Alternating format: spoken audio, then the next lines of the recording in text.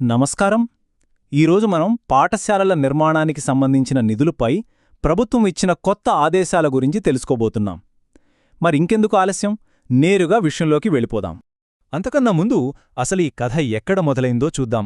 రాష్ట్రవ్యాప్తంగా దాదాపు 9620 పాఠశాలలకు కేటాయించిన ఫండ్స్ను ప్రభుత్వం అకస్మాత్తుగా ఎందుకు నిలిపివేసింది? ఈ నిర్ణయం వెనుకున్న అసలు కథేంటో ఇప్పుడు చూద్దాం.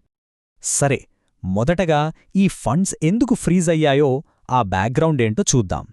విషయమేంటంటే 9620 ఆధునిక ప్రాథమిక పాఠశాలల నిర్మాణం అనే ఒక పెద్ద ప్రాజెక్ట్ కోసం ఈ నిధులను పక్కనబెట్టారు.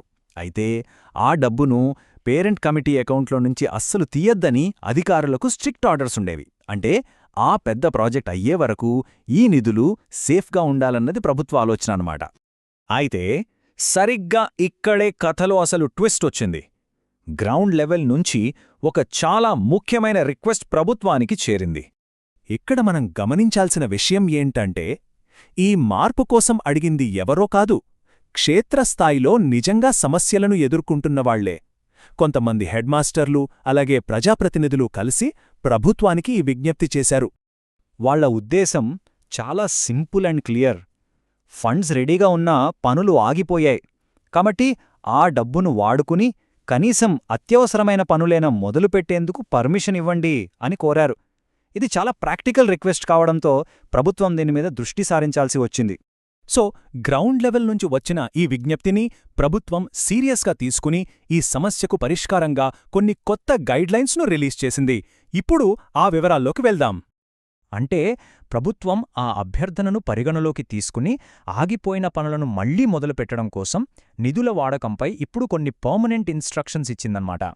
సరే, మరి ఫండ్స్ను ఖర్చు చేసే విషయంలో అధికారులు పాటించాల్సిన కీలకమైన రూల్స్ ఏంటో ఇప్పుడు వివరంగా చూద్దాం. ఈ కొత్త గైడ్లైన్స్లో ముఖ్యంగా 3 రూల్సున్నాయి. 1. ప్రాజెక్ట్ను 100% పూర్తి చేయడానికి ఏ పనులు అవసరమో వాటికే ఫస్ట్ ప్రయారిటీ ఇవ్వాలి. 2. ఏ పని కోసం నిధులు కేటాయించారో కేవలం దానికోసమే వాడాలి, అస్సలు డైవర్ట్ చేయకూడదు. ఇక 3.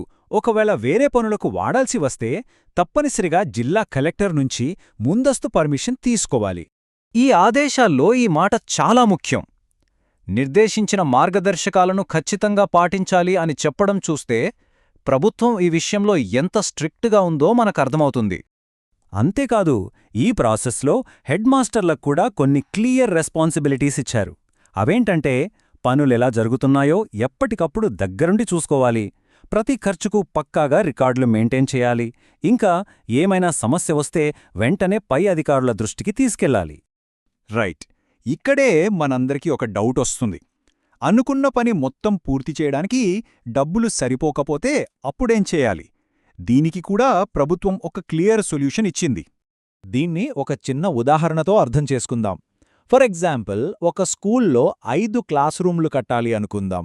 కానీ చేతిలో ఉన్న ఫండ్స్ మాత్రం 3 గదులకే సరిపోతున్నాయి. ఇప్పుడేం చేయాలి? దీనికి ప్రభుత్వం చెప్పిన పరిష్కారం చాలా ప్రాక్టికల్గా ఉంది. ఉన్న బడ్జెట్తో ఎంత పని అవుతుందో అంత పని వెంటనే మొదలుపెట్టండి అంటున్నారు. అంటే ముందుగా ఆ 3 గదుల నిర్మాణం పూర్తి చేయాలి, మిగిలిన 2 గదుల పనిని నెక్స్ట్ ఫేజ్లో చేసుకోవచ్చు. దీనివల్ల కనీసం పనైనా మొదలవుతుంది, ప్రాజెక్ట్ పూర్తిగా ఆగిపోకుండా ఉంటుంది. సరే, అనుకున్న పనులన్నీ అయిపోయాయి. అయినా కూడా అకౌంట్లో డబ్బు మిగిలితే దాని సంగతేంటి? ఇది కూడా చాలా ఇంట్రెస్టింగ్ పాయింట్. దీన్నే ప్రభుత్వం మిగిలిన నిధులు అని పిలుస్తోంది. సింపుల్గా చెప్పాలంటే, అప్రూవ్ అయిన పనులన్నీ పూర్తయ్యాక స్కూల్ అకౌంట్లో మిగిలిపోయిన బ్యాలెన్స్ అన్నమాట. ఆ మిగిలిన డబ్బును ఏం చేయాలో కూడా ఒక క్లియర్ ప్రాసెస్ పెట్టారు. ఫస్ట్ స్టెప్, నిజంగా అవసరంలో ఉన్న మరో స్కూల్ను, ముఖ్యంగా ఎక్కువ మంది పిల్లలున్న హై స్కూల్ను గుర్తించాలి. సెకండ్ స్టెప్, కలెక్టర్ గారి నుంచి ముందస్తు అనుమతి తీసుకోవాలి. థర్డ్ స్టెప్, ఆ పర్మిషన్ రాగానే డబ్బును ఆ కొత్త స్కూల్ అకౌంట్కి ట్రాన్స్ఫర్ చేయాలి. ఇక ఈ ఆదేశాలలోని చివరి కానీ చాలా ముఖ్యమైన అంశం చూద్దాం. అదేంటంటే మానిటరింగ్, ఇంకా ఒక స్ట్రాంగ్ వార్నింగ్.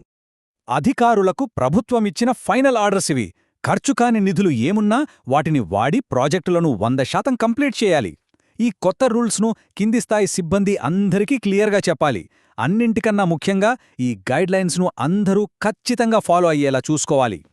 అంతేకాదు, ప్రభుత్వం ఒక స్ట్రాంగ్ వార్నింగ్ కూడా ఇచ్చింది. అదేంటంటే, ఈ ఆదేశాలను ఏమాత్రం ఉల్లంఘించినా అందుకు బాధ్యులైన వారిపై కఠిన చర్యలు తప్పవు. ఈ ఒక్క మాటతోనే ఈ నిబంధనల అమలుపై ప్రభుత్వం ఎంత సీరియస్గా ఉందో మనకు స్పష్టమవుతోంది. సో మొత్తం మీద చూస్తే ఈ రూల్స్ వెనుక ఉన్న మెయిన్ ఐడియా ఒక్కటే, అకౌంటబిలిటీ పెంచడం, అలాగే ప్రజాధనం ప్రతి పైసా సరిగ్గా ఖర్చయ్యేలా చూడడం. ఇది మంచి పరిపాలనలో చాలా ముఖ్యమైన స్టెప్. అయితే ఇక్కడొక ప్రశ్న మిగిలి ఉంది. పేపర్ మీద ఇంత పక్కాగా ఉన్న ఈ కొత్త ఆదేశాలు క్షేత్రస్థాయిలో స్కూల్ నిర్మాణ పనులను నిజంగా వేగవంతం చేస్తాయా? ఆచరణలో ఎదురయ్యే సవాళ్లను ఇవి అధిగమించగలవా? దీని ప్రభావం ఎలా ఉంటుందో కాలమే చెప్పాలి.